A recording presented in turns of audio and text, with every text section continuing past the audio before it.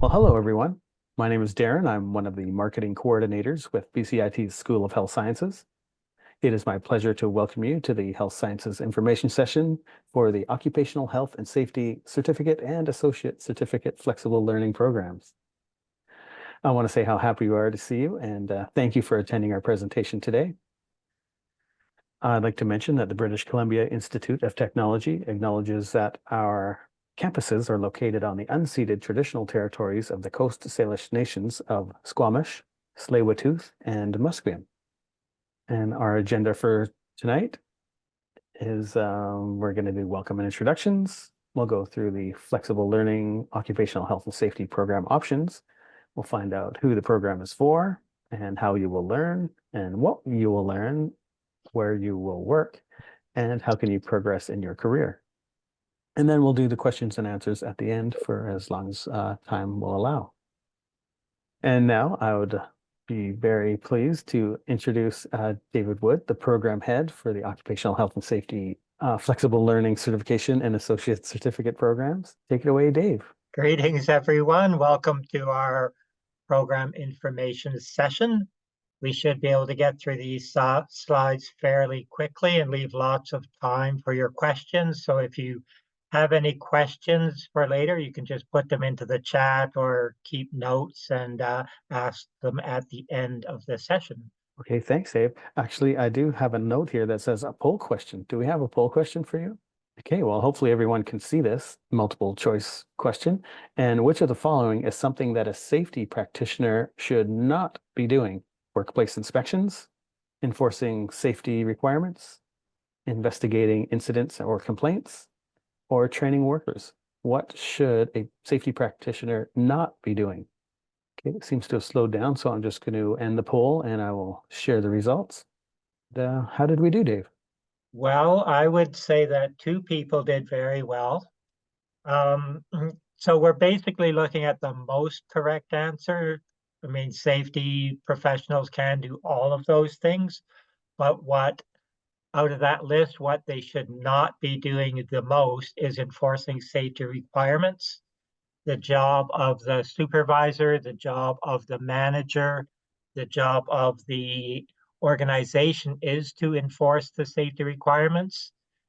You should not be, as a safety professional, a safety cop. You should not be going around handing out tickets to workers. You want supervisors and managers to do their job. Safety is very much a line management responsibility, so everybody is involved. The safety professional is setting up systems, putting things in place, evaluating hazards, and doing all kinds of things, but they should not be going around enforcing requirements. They definitely do workplace inspections. They definitely investigate incidents, complaints, accidents. Training workers, it really depends on the company. Sometimes they do a fair bit of training. Other times they only do a little bit of training, but that depends on the company and how they have it set up. But definitely a safety professional is going to do some training, even if it's just training supervisors and managers, maybe more than the workers. So the correct answer, or the most correct answer there, is they should not be enforcing safety requirements because other people should be doing their jobs. Okay, first question is why occupational health and safety? Why are you interested in pursuing this profession as a career? Where did you develop an interest in it? Where did you hear about safety as a profession? Was it at work? Was it people you know? Has it been you seeing people have incidents or injuries at work? Was it being on a joint health and safety committee or some other way that you found out about occupational health and safety and got interested in this as a potential career? So in my mind, there are a lot of reasons why someone would go into occupational health and safety as a career. It is very, very interesting. It is never boring. It changes from day to day. So those are three reasons right there. There's also a big interest in keeping workers safe, healthy and safe, going home at the end of the day. There's an interest for some other people in keeping the company safe, because if the company has a lot of incidents, they also can get into trouble. So a safety professional is working for the company. They're also working for the workers to keep them safe. So other reasons why occupational health and safety is a very good career. There is good remuneration. You can make a decent paycheck working in occupational health and safety. And as I said, all those other benefits. There is also a need for occupational health and safety professionals in every industry. So no matter where you are, there is a need for safety people. So there are lots of opportunities in occupational health and safety, a huge, huge need. So at BCIT, we do have a few occupational health and safety programs. We have a full-time diploma program, and there will be a info session about that, I believe, tomorrow evening. So if you're interested in the diploma after this session, you can sign up for the session tomorrow. But for part-time studies, flexible learning, we have a couple of programs. The first program you would start with is the Associate Certificate in Foundations in Occupational Health and Safety. That program consists of 7 courses or 20 credits. It provides all the education, training, and skills required to start work in an entry-level safety practitioner or technician role. So you start at the bottom, and work your way up in this career. And the associate certificate gives you the skills and knowledge to work effectively as an entry-level safety practitioner. This certification level meets the educational requirements for certification as a Canadian Registered Safety Technician, or CRST. You would need to graduate with this certification, the associate certificate, and work 1 year in safety before you could apply for that national certification. Our associate certificate ladders into our next program, the certificate in advanced safety management, which I will talk about next.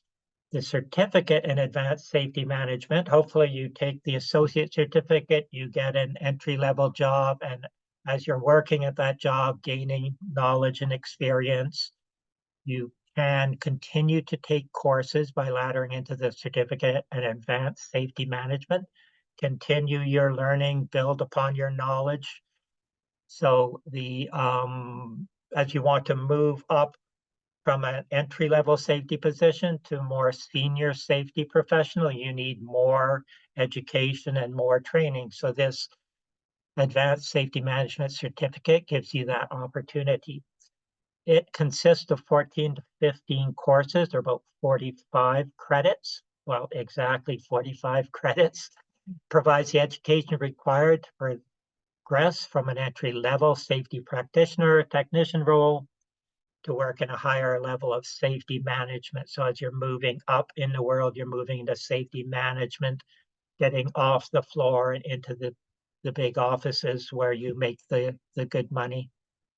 Taken after the associate certificate in foundations, those 2 programs together meet the educational requirements for certification as a Canadian Registered Safety Professional. So instead of a Canadian Registered Safety Technician, you become a Registered Safety Professional, or CRSP.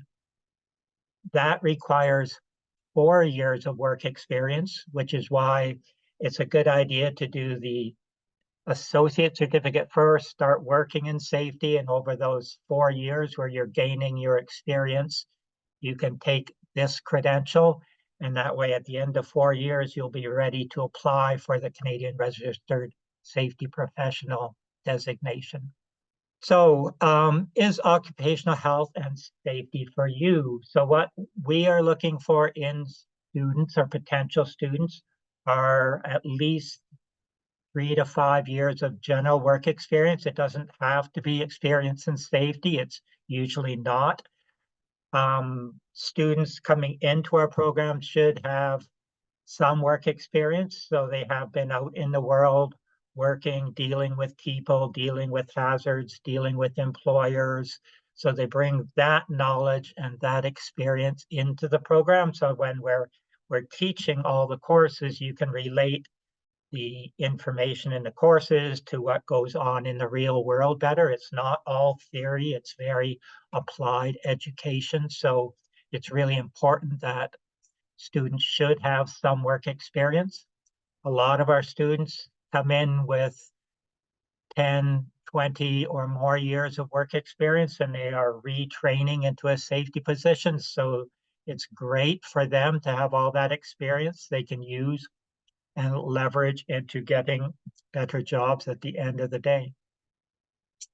We also require English proficiency in all 4 language skills: reading, writing, speaking, listening. That can be got through 2 years of education in English in an English-speaking country. English 12, strongly recommended, but we're not going to require those for admission. We do not check your prerequisites.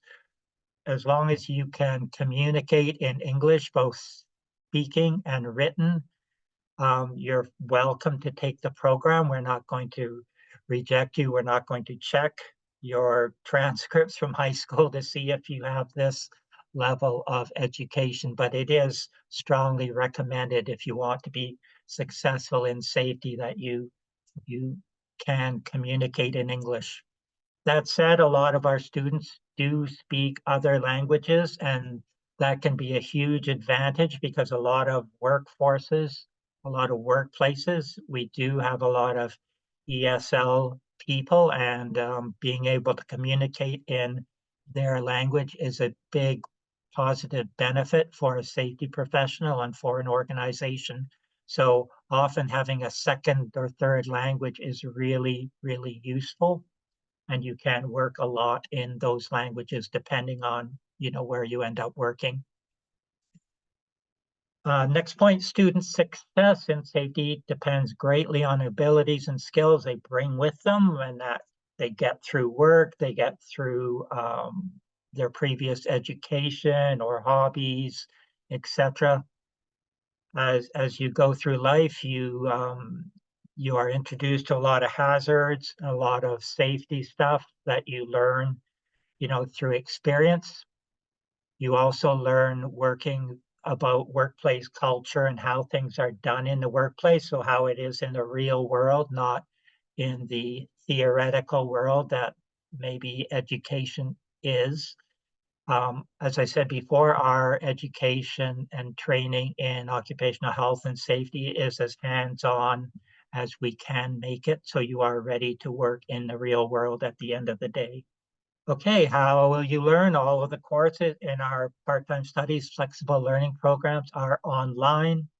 You should expect to spend about 6 to 10 hours per week on each course that you take. So if you take 2 courses, you're going to spend 12 to 20 hours per week studying.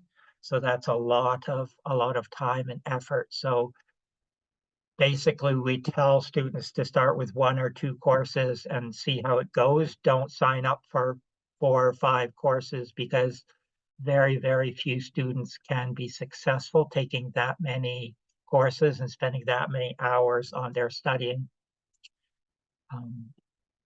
We do have a term-based system, 12-week long terms. We have 3 terms per year. So for the 12 weeks of the term, you should expect to spend 6 to 10 hours per week on the course, each course you take. Each course has an instructor or tutor who can answer all your questions. Most of our courses have 2 exams and 2 assignments, usually due about halfway through the term and at the end of the term. Assignments are completed and submitted online. Exams have to be written at the BCIT test center or with a proctor who is some kind of a licensed professional.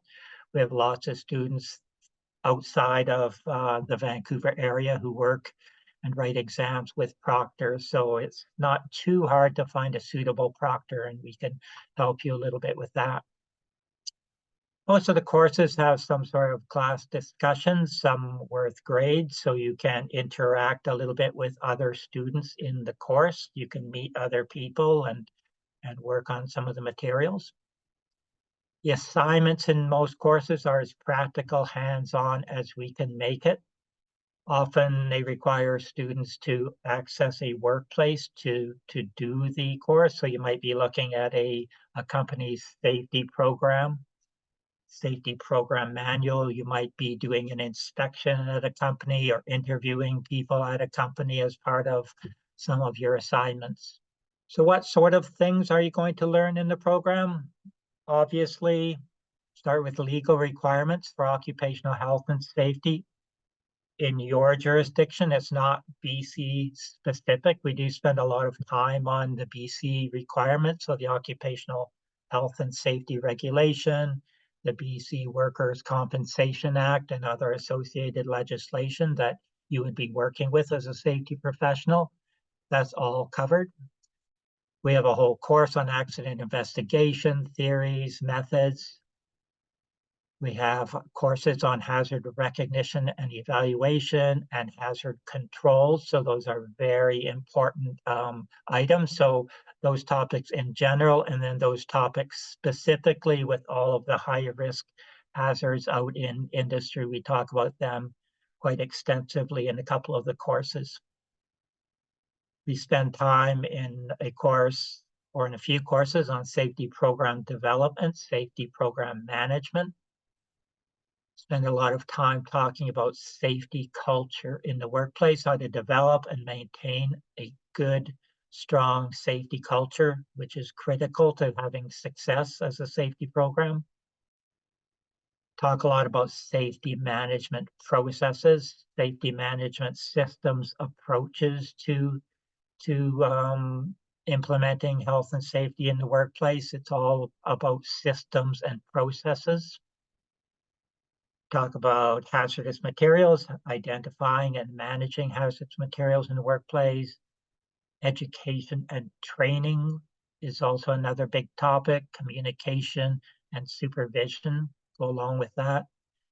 And we also have courses on things like health and occupational hygiene. Those are more advanced courses that you would see in the advanced safety management level, not in the fundamental occupational health and safety program.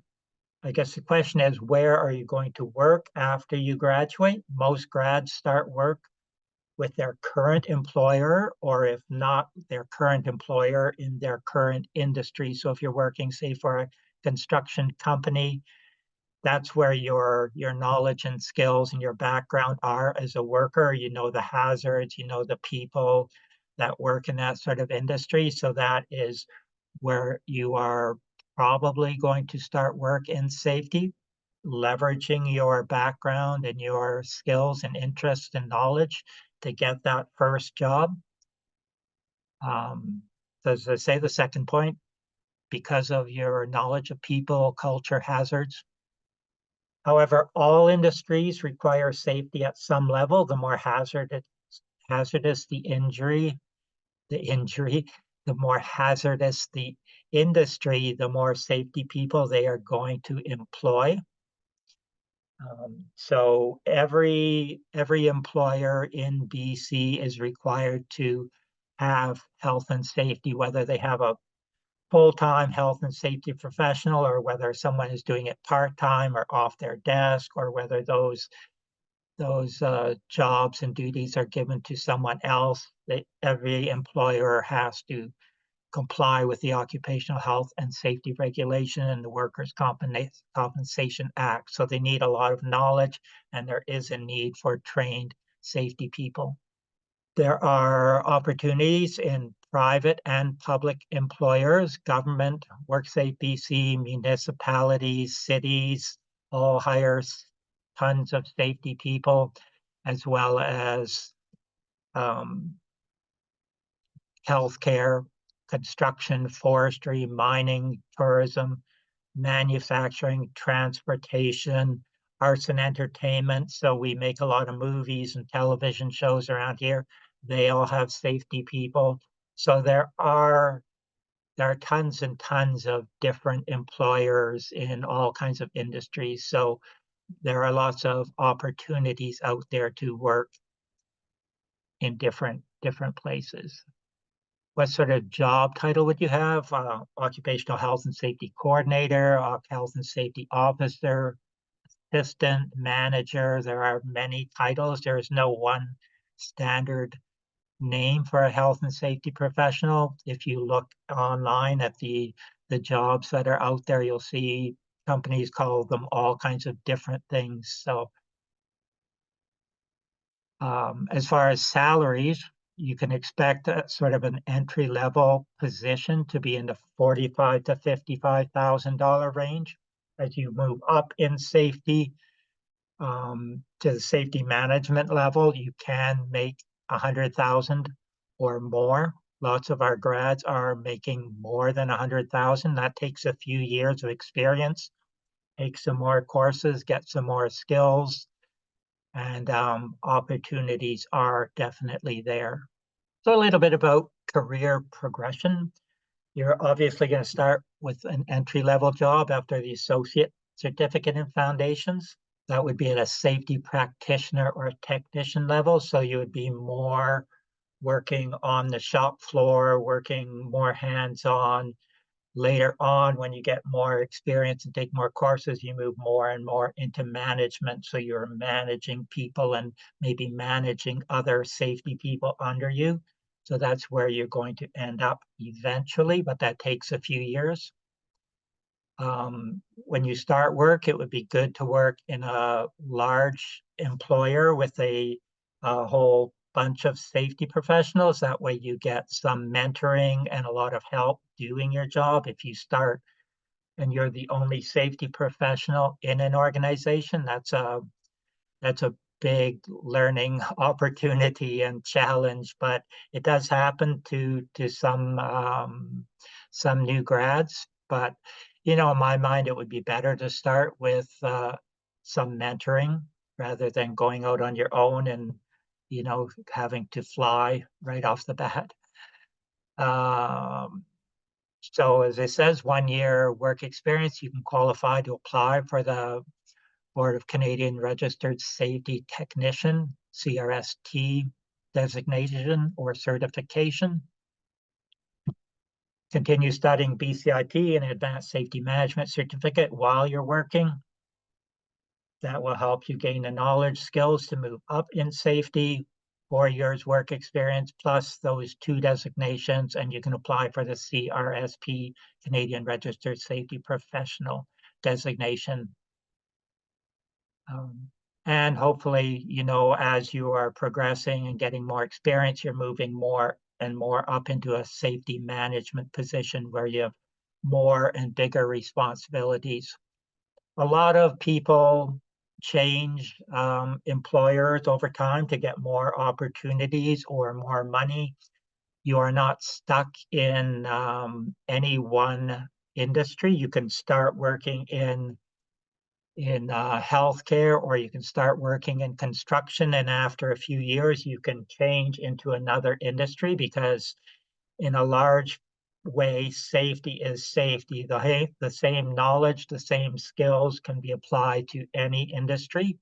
Obviously there are specific industry specific hazards, but you can learn those as you go. So if you move from construction into healthcare, you're going to definitely need a little bit more training and information. And the same if you go the other way, but you can definitely work in any industry or any area once you graduate and become a Canadian registered safety professional. You're very, very mobile. So we do have a term-based system. The next term starts in about a month. Registration opened a few weeks ago. So if you are interested in taking a course or a couple of courses, I would not recommend more than 2 courses to start, because even though it's online and it's distance, a lot of people think online courses are pretty quick and easy, but these are BCIT courses. You're going to learn the same material that you do if you're in the full-time occupational health and safety diploma here in class. You're learning the same materials. So you're going to have to put in a lot of time and effort to get that much knowledge.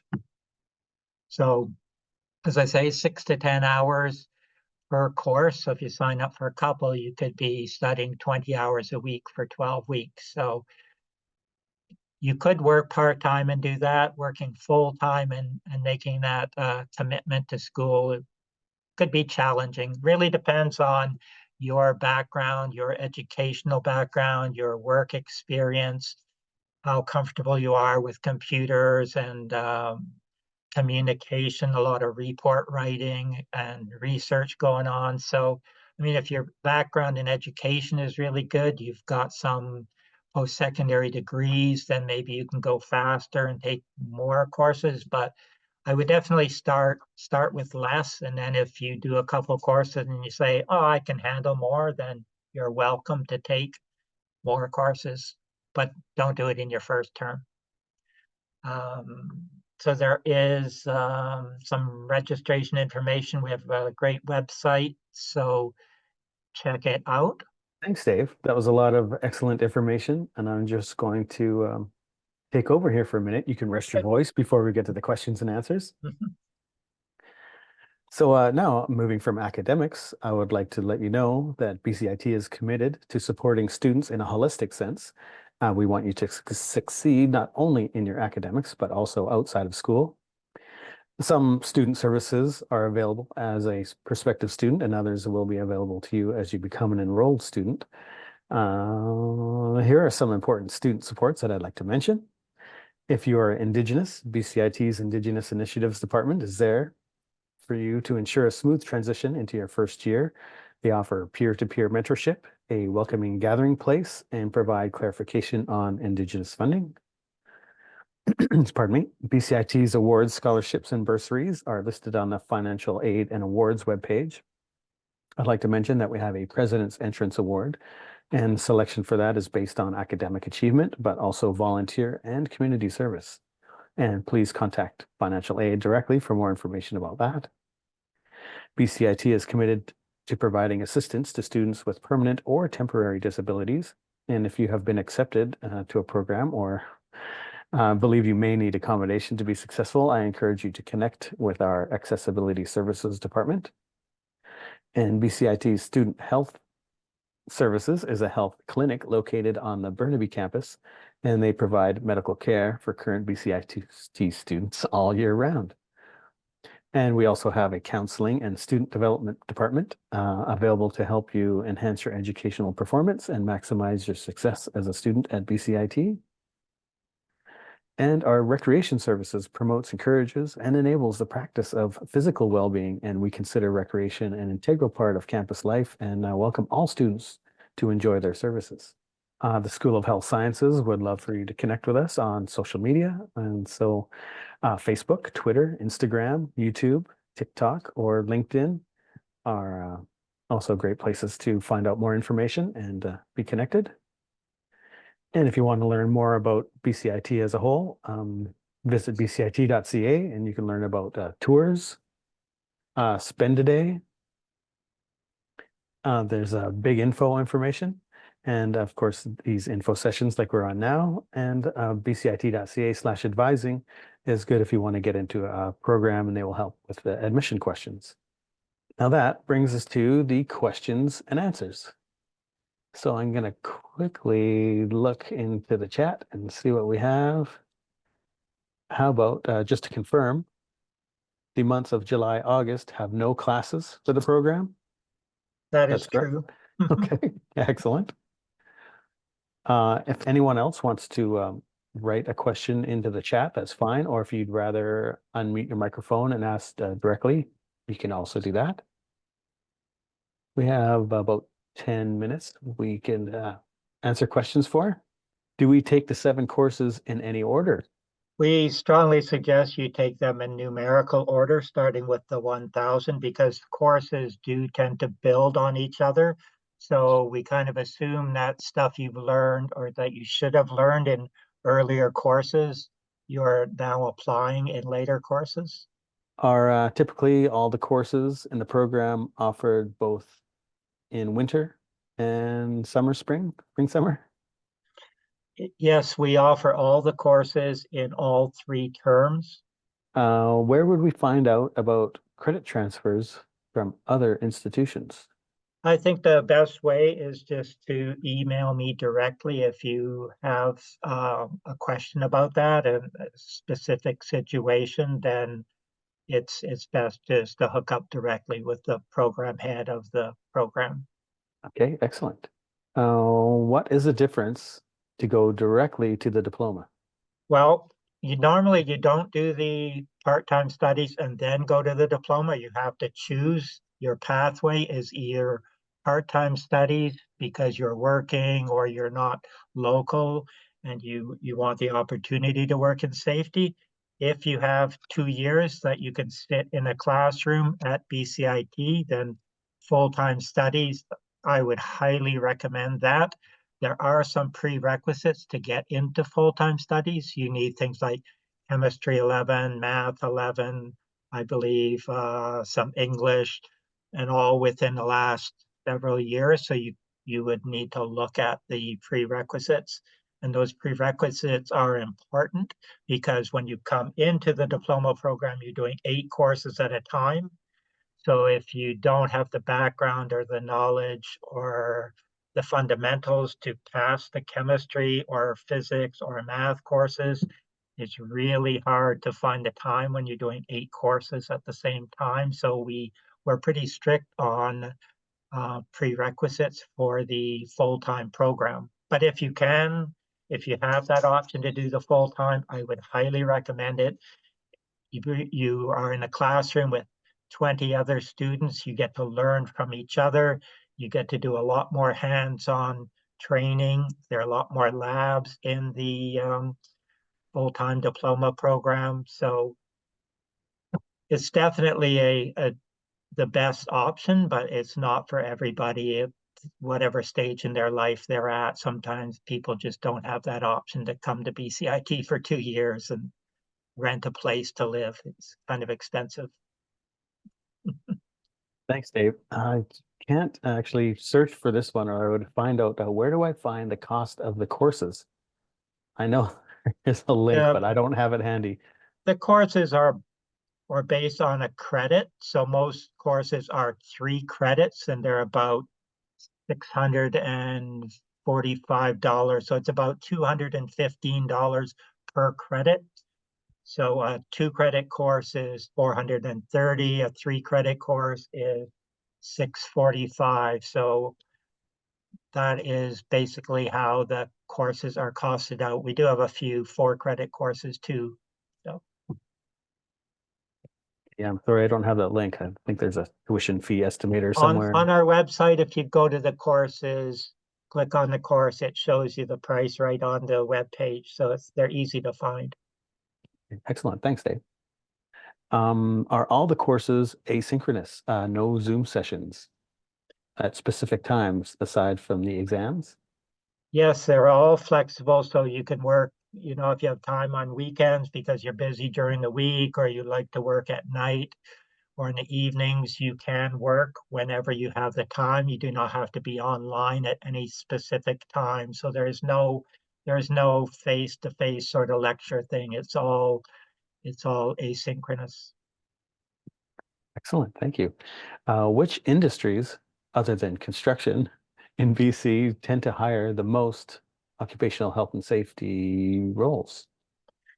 Well, that's a good question. I know WorkSafe is looking for a lot of people these days. They're having a lot of people retire. They came to our diploma class a few weeks ago to try to put out the feelers to hire people.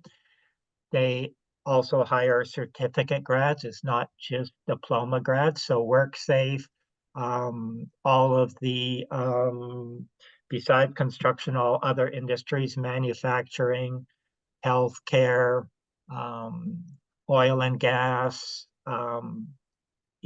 pretty much any industry would definitely need to hire people. So I'm not sure who would be second after construction. Construction does hire a lot of people. So a lot of people start off working in construction, which is a great place to learn. And most of the large construction companies have really good mentoring and training programs for new safety professionals. They don't just hire you and throw you to the wolves.